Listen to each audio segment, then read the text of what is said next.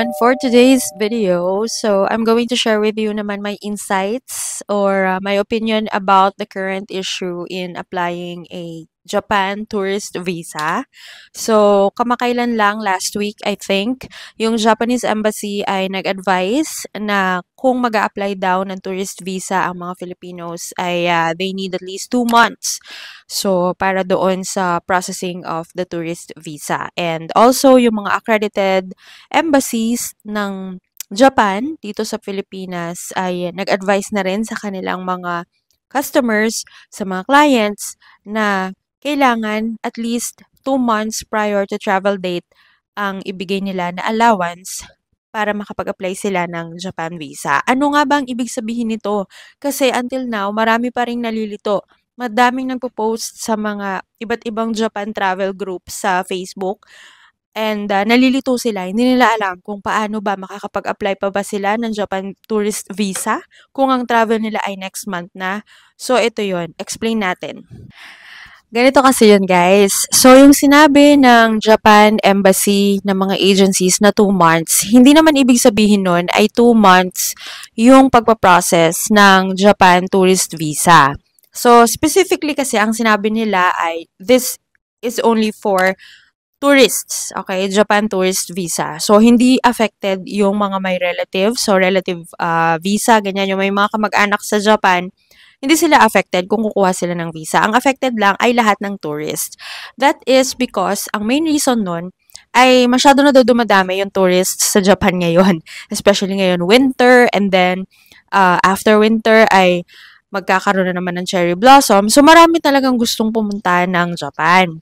Ang nangyari kasi last June, medyo naghigpit or nagbago ng requirements si Japan Embassy sa mga mag-a-apply ng tourist visa. So, there were a lot of people who posted na nag-apply sila, dati approved naman, and then ngayon na-deny ang kanilang visa. Ang hirap-hirap na daw makakuha ng Japan tourist visa ngayon. Sometimes, they're applying for single entry and then nadi-deny. Meron naman na-approve pa rin naman. Meron namang iba na nag-apply for multiple entry and then they're only getting single entry. And the worst is nade-deny pa rin. So, sa totoo lang, hindi naman natin alam kung ano yung mga talagang standards ng consul ng Japanese embassy kung bakit nila dinideny yung ibang nag-a-apply ng Japan visa kahit na talagang for tourism lang yung gusto nila. Well, yun, iba namang topic na yun kasi ang dami ko, parang nakatatlong video na ata ako, nakatatlong vlogs na ako about Japan visa ever since we started applying for it. Yeah.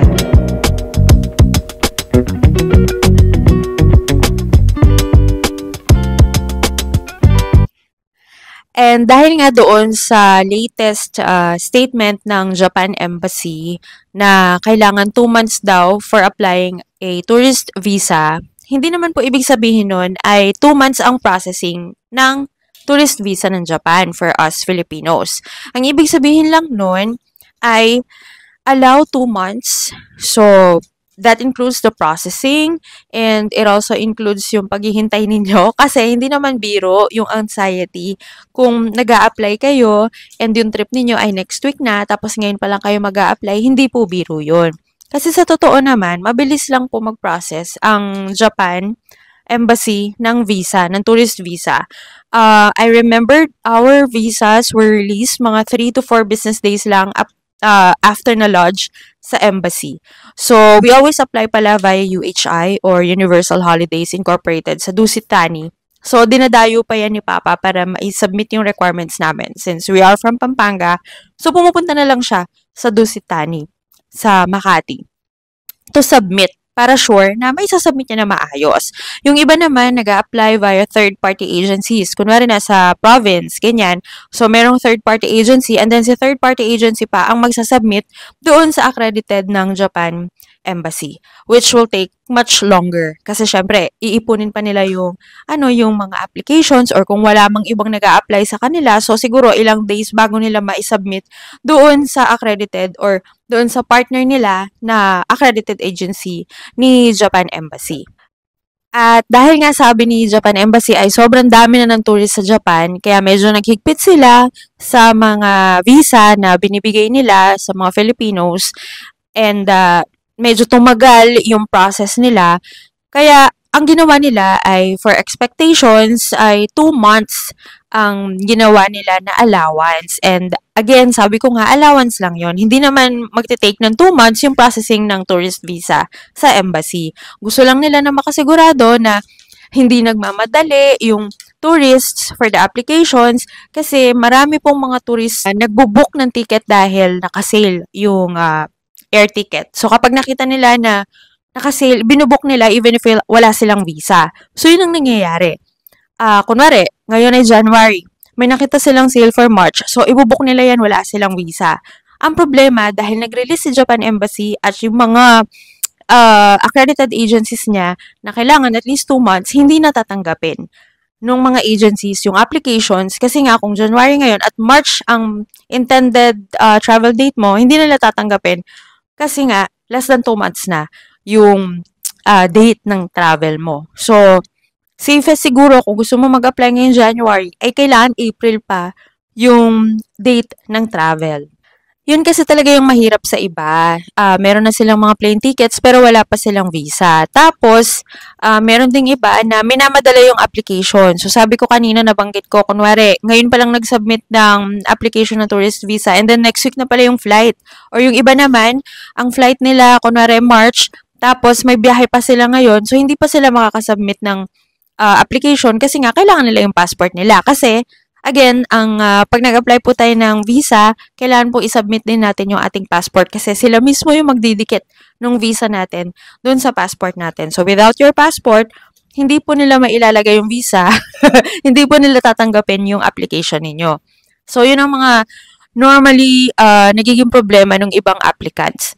So, kaya ginawa nila na kailangan ay plan your travels ahead. Huwag po magmadali kung kinakailangan na i-rebook ang ticket dun sa mga ibang nakabook na at hindi na natanggap ng agencies yung mga applications ninyo, ay gawin nyo na lang. I-rebook nyo na lang or say goodbye to your ticket kung feeling ninyo, okay lang naman dahil mura nyo naman nga nabili yung inyong ticket on sale. So, ayun. So, lesson learned doon sa mga nagbo-book ng flight without visa. For me naman, ang ma-advise ko ay mas maganda na mag-apply kayo ng visa doon sa direct na travel agency na accredited na talaga ni Japan Embassy. Mas mahirap kasi kapag third party, especially yung mga nasa provinces. Pero normally naman, wala namang choice. Kung nasa probinsya ka, talagang mag-a-apply ka sa mga third party. Yun lang, patience lang talaga. Mas matagal yung result nung mga applications nila kasi nga iniipon pa nila yan tapos isasubmit pa nila yan dun sa partner na agency nila na siyang accredited talaga ni Japan Embassy. Wala pa naman dumidiretso. Hindi pa, for now, hindi pa natin pwedeng idiretso yung applications natin ng visa kay Japan Embassy. Wala pa po. Wala pa pong ganun. Unlike US visa ay diretso po sa US Embassy yung mga application. So, kay Japan, hindi pa po tayo pwedeng dumiretso sa embassy.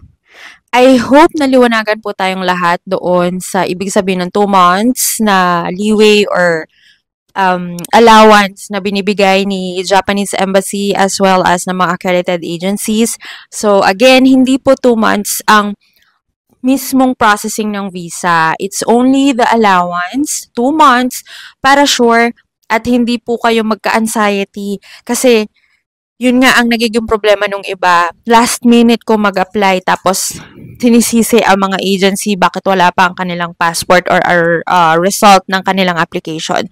So again, plan your travels ahead at safest po dahil nga naging strict si Japan Embassy ngayon. So ang pinaka-safest po, wag muna po kayong mag-book ng plane ticket hanggat wala po kayong visa. Kasi ngayon, hindi na po talaga natin alam kung ano ang kagustuhan ni Japan Embassy. Minsan, kahit may milyones sa bank account, may mga nadi-deny pa rin po.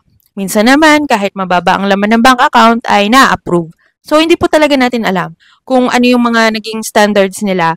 Basta isubmit lang po natin lahat ng mga requirements na sa tingin natin ay makakatulong sa ating application. Anyway, nandun naman, may guide naman po tayo kung ano yung gusto nating requirements, kung anong kailangan ng mga requirements, and i-assist naman po tayo ng agency. And again, for us, hindi po to paid sponsorship. Pero again, sa amin, mas for us, helpful po talaga ang UHI sa mga pag-a-assessment ng mga documents, and sa kanila lang kami, lahat kami, sa kanila lang po kami talaga nag-a-apply, from yung mga sisters ko, si mama, tapos kaming buong family. Sa UHI lang po talaga kami nag-a-apply ng aming Japanese visa. Thank you so much for watching this video, and if you have any questions, comment lang po kayo below. Don't forget to subscribe on our YouTube channel. Like this video also if may natutunan kayo, and see you on our next travel tip videos. Bye!